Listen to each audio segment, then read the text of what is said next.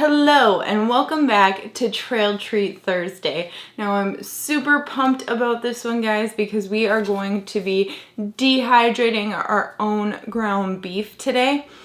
So I have lean ground beef here. This one is a 7% fat. You don't want to have a beef that's over 15% fat because one, you lose a lot of the meat out of the pound of hamburger, and two, the fat is what goes bad. So the less fat, essentially the longer the shelf life. So we're gonna go ahead and open this up.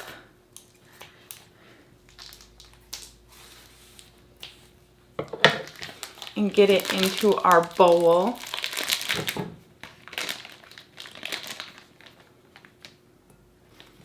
Right. Grab a wipe. So the trick to making sure your ground beef rehydrates well, because a lot of people call it gravel because it stays really hard and kind of crunchy, that I've heard is breadcrumbs. So right here I have plain breadcrumbs, and you're supposed to do a half a cup for 1 pound of ground beef. And again, I just have plain breadcrumbs because that way you can put the ground beef in whatever you want and you don't have a flavor coming through. But if you knew you were gonna put this in like lasagna or spaghetti, you could do like the garlic and herb. There's that, and then we're just gonna mix it by hand because you really have to get the breadcrumbs combined with the meat. So I'm just going to mix this up, and then I'll see you in just a minute to fry up our hamburger.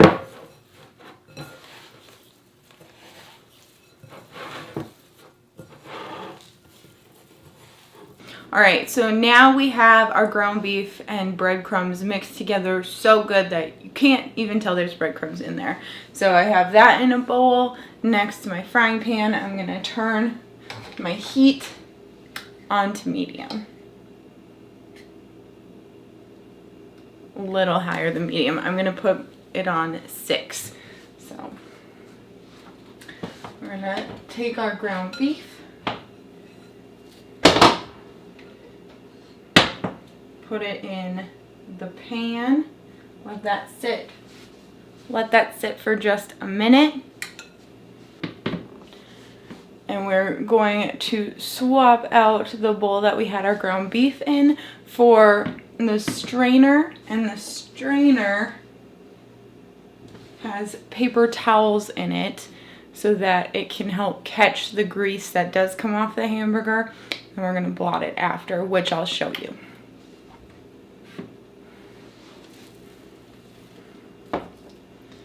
Then we're just going to start breaking the ground beef up into crumbles.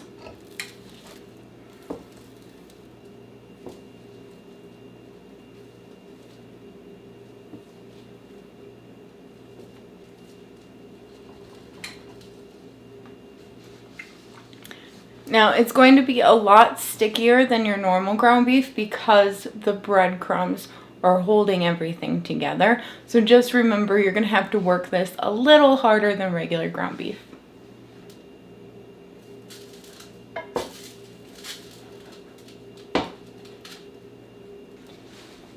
Alright, and now that we have some bigger chunks, I'm going to let you guys go for just a minute until it heats up and we can start getting the ground beef into smaller crumbles.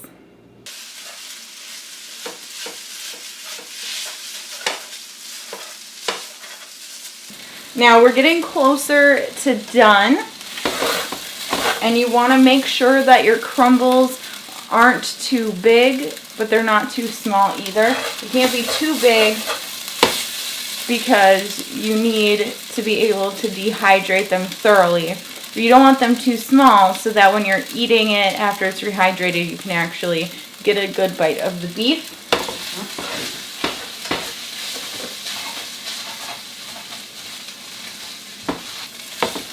A dime's is probably the biggest that you want to go for a crumble. And then you also want to make sure that it's cooked all the way through and that there isn't any raw meat in it. And you can tell that there really isn't a lot of grease being left behind in the pan.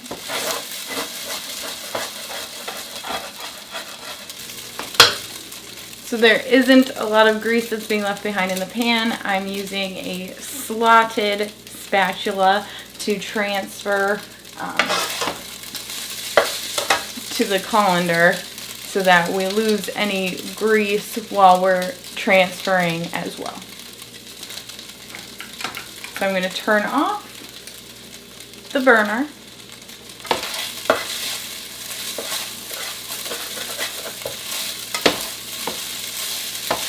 I've gone through, I made sure that I don't see any pink left.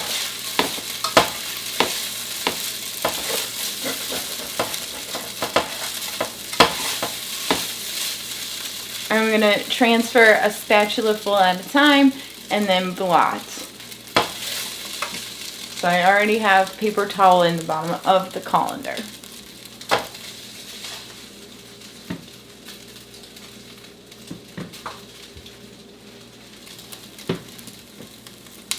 So get your ground beef in the colander.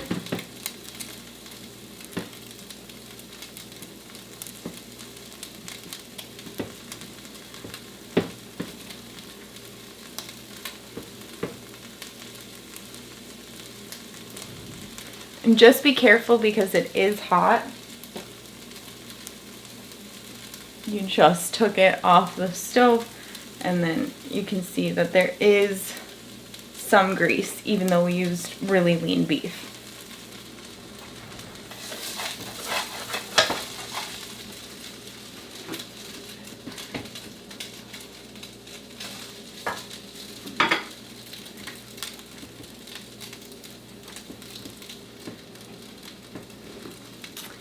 And we're just gonna keep doing this until the whole pound of beef has been blotted, and I'll check back with you when we start the dehydrating process. Alright, so we've been blotting the grease off our ground beef. Now we're gonna put it into the dehydrator. So we have our dehydrator trays with a piece of parchment paper over top. So that way your ground beef isn't going to fall through the holes into the bottom of the dehydrator. I'm going to go ahead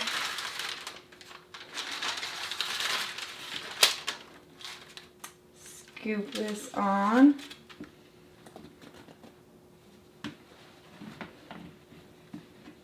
I'm going to pull out the paper towels we had resting on the bottom. Put those to the side.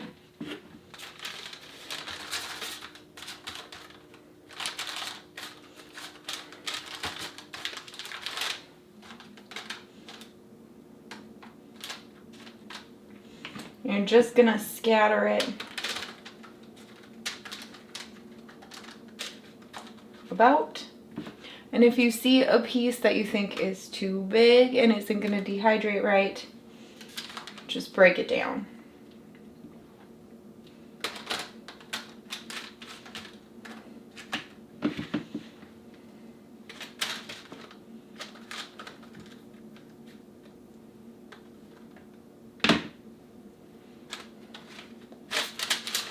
Alright, you don't want it too close together, too overcrowded. So this is probably about good. Not sure how many trays we're going to end up using. Slide that in there. I have 3 ready to go.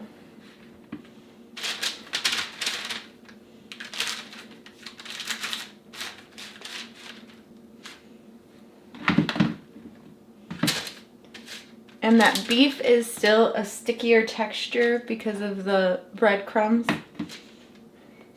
It's more like meatballs.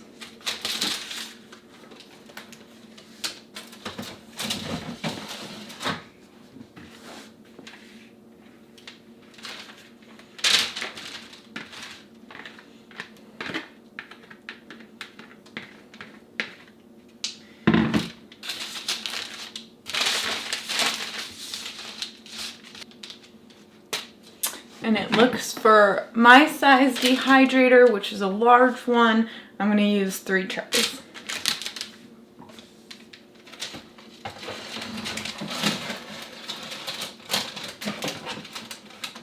And I'm actually going to just tuck the end of the parchment paper in because you don't want it to block the airflow. Because that's how your beef dehydrates. So we're going to turn the dehydrator on. Then we're going to set it to 160. And we're going to let it go for about 6.5 hours, and then we'll come back and check on it. So again, 160 for 6.5 hours. Alright, so it's been about 6.5 hours, so we're going to check on the ground beef. It should be done, but we're just going to make sure and check. So, turn off the dehydrator. I'm going to slide out the tray and feel the ground beef. It's dry, it's hard, it's crumbly, which is good. That's everything you want. That means it's done. If I look at it, I can see the breadcrumbs in it. And then I'm going to just check every tray just to make extra sure.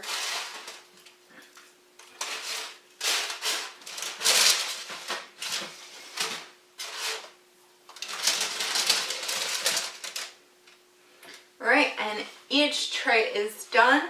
I even accidentally got some bigger pieces in there, and those are done as well. I was able to break them apart. It's perfect. So we're going to bag them up.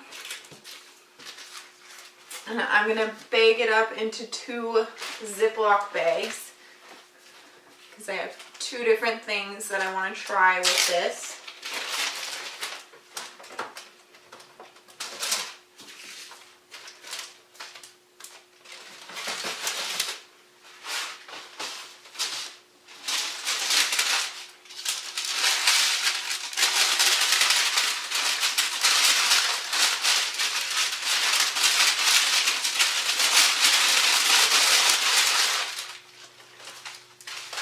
And the other nice thing about putting the parchment paper down first is that you can kind of make a tube and then just slide your ground beef into your bag, and it's not as messy. And I get any on the counter.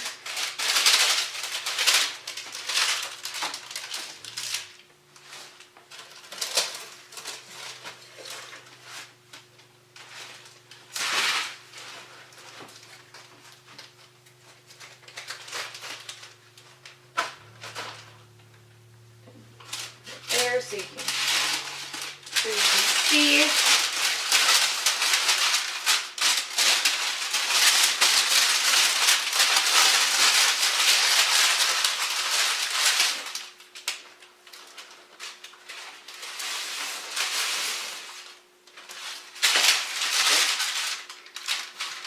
It's easier if you're doing the whole sheet to do the tube thing. I did have some fall out the front and the back.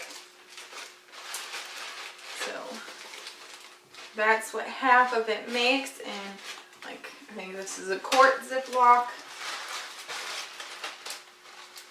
Seal it. Make sure you get all the air out of it.